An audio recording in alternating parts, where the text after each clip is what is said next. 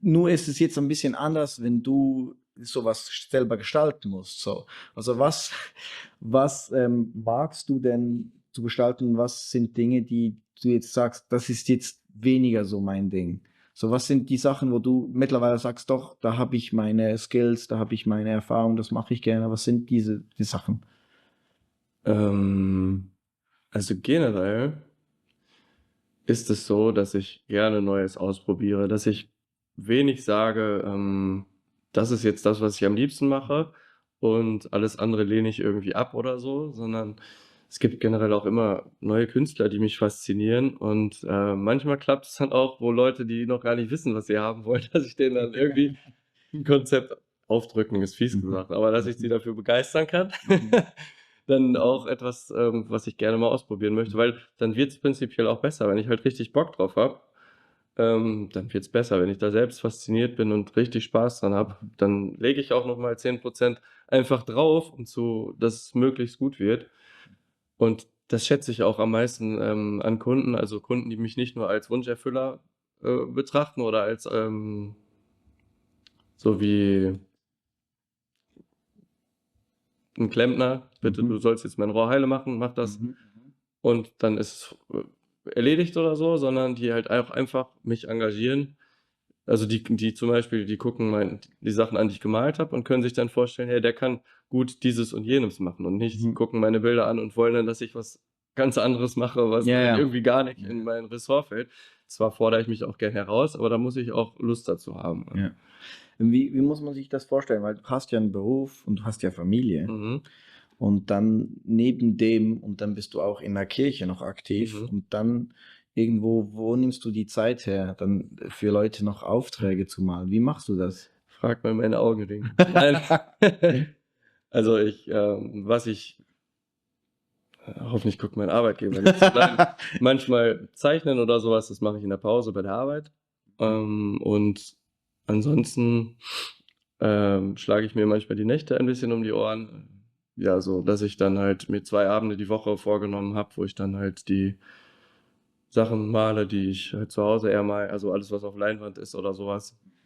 Theoretisch andere Sachen. Digital mache ich nicht mehr so viel, aber das konnte ich halt auch ja unterwegs irgendwie auf dem Tablet machen. Ja. Genau. Also du hast ja vorhin gesagt, eben mit dem Auftragsgeber zusammen auch was entwickeln und dann musst du was vorschlagen, dann wieder herausfinden, was wollen sie und dann findet man sich irgendwie.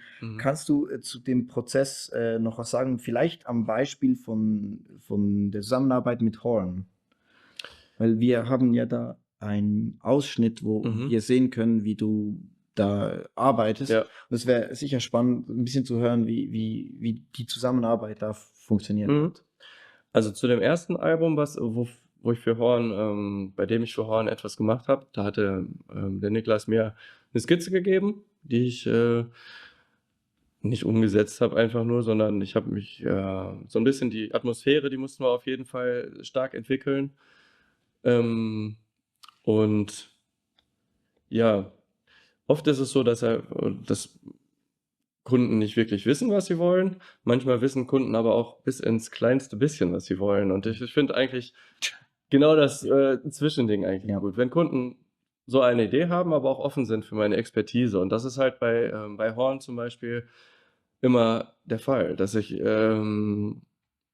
so zum Beispiel irgendwie, ja, hier guck mal, das Bild gefällt mir total gut, lass uns mal sowas in die Richtung machen. Und dann sagt er aber im nächsten Schritt zum Beispiel das Thema, worum es geht. Und dann, guck mal, da wird sich eher anbieten, das vielleicht auf diese etwas andere Art und Weise umzusetzen. Und das ist einfach ein wertschätzendes Miteinander, das dann zu den besten Ergebnissen halt führt. Und nicht so hier komm, ich bezahle dich, jetzt mach das doch auch gefälligst. Schnell, bitte. Oder so, sondern es ist einfach gut. Wertschätzend ist da, finde ich, ein Schlüsselwort auf jeden Fall. Also, dann schauen wir uns das jetzt mal an. Turm am Hang von Horn.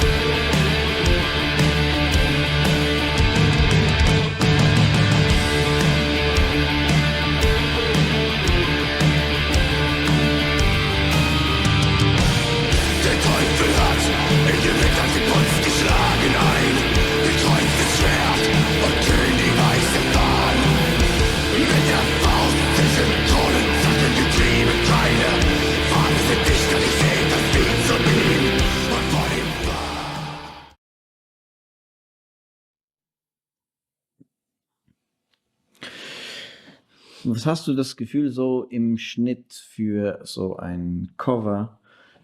Jetzt nicht die ganze, also zwei Fragen. Das eine ist, wie lange oder wie viel Zeit braucht man so von dem ersten Anruf oder E-Mail, hey, hier Idee, bis zum fertigen Ding und wie viel davon ist das eigentliche Gestalten, so Mhm. das Malen vom Ding selber. Ja. Also weil ich das halt nebenberuflich mache, ist halt meistens bin ich so 2,5, 3 Monate erstmal ausgebucht. Das heißt, vom ersten Kontakt bis es mit der Vorbereitung losgeht, sind es halt schon mal so lang. Aber, ansonsten kommt es ein bisschen auch drauf an, wie eng ist die Zeit beim Kunden. Wenn es schnell gehen muss, dann weil er ja schon warten musste, dann kann es auch mal schnell gehen. Aber ansonsten ist, ich sage mal, so ein durchschnittlicher Ablauf, ich mache ein paar Skizzen, dann Mhm. schicke ich die und oft also, dann gibt er Feedback, dann, mache ich entweder neue Skizzen, verändere was oder sowas, bis es dann wirklich an das, Bild geht, sind es meistens so 1 bis 2 Wochen und dann ist es auch unterschiedlich. Also, wenn es sehr detaillierte Bilder sind, dann dauert es auch schon mal dann, fast 2 Monate oder so was. Kommt auch immer drauf an, wie viele Aufträge ich grad auf einmal habe. So, weil ich habe schon erwähnt, ich mache dann 2 Abende die Woche oder so und wenn ich dann gleichzeitig aber 5 Bilder habe, dann bleibt nicht so viel für ein Bild oder so was. Dann dauert's auch mal länger. Aber wenn es schnell gehen muss, dann versuche ich das auch einzuhalten und dann dem Kunden da entgegenzukommen und so weiter. Aber jetzt, einfach die reine Arbeitszeit, sage ich mal, also all diese Stunden vom Mhm. Skizze auf die Leinwand bis zum letzten Pinselstrich, bis ich die Unterschrift drunter setze. Das ist so gar nicht mal so lange wahrscheinlich, wie die meisten Mhm. denken. Zwischen 10 und 20 Stunden, Mhm. sage ich einfach Ja. mal. Aber eben die ganze Sache drumherum ist ja, das habe ich auch die paar Aufträge, die ich gemacht habe, wo ich Mhm. jemand hatte, der eben meine Vorstellung hatte, das sind schon, ja, das Aufwendige ist wirklich das Rausfinden Ja. und hin und her und wieder schicken und wieder was anpassen und hier wieder ein paar Kleinigkeiten. Genau. Für mich war es immer so einfach, digital zu arbeiten, weil ich sowieso keine Ahnung habe.